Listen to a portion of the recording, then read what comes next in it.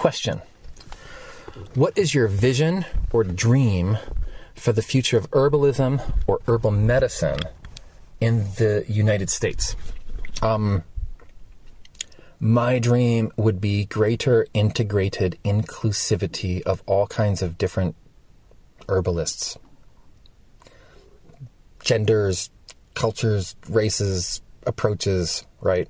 And I think I said in an earlier question that I don't think it needs to be like this homogenized mush where you take all the different traditions and then you make them into like a more soupy Western herbalism. And I feel like when I'm exposed to traditions that are different than the primarily Western tradition that I utilize, I don't just add that into the way that I do things, but it gives me a new way to think about things that's different, right? And I think that we should all be trying to think like, oh, I think about this thing like this, and other people think about it differently. And it's not a question of like, this way is right or this way is better and that way is wrong and that way is worse. Sometimes that might be true, but a lot of times it's like, this is just a different perspective seen from a different viewpoint of a different population of people.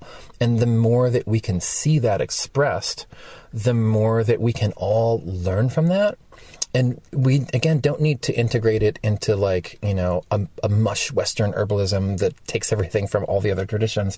But we might do something like to say like, oh, I, as the Western herbalist into European folk medicine and old Mediterranean / Greek medicine and eclectic and physiomedicalism primarily, that's my approach. I might be working with someone and say like, oh gosh, I love humoral temperament so much, but that person is so intensely picture perfect Vata, an Ayurvedic dosha constitution.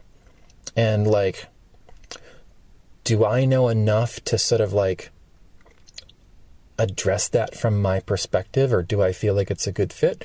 Or might I say like, you know what?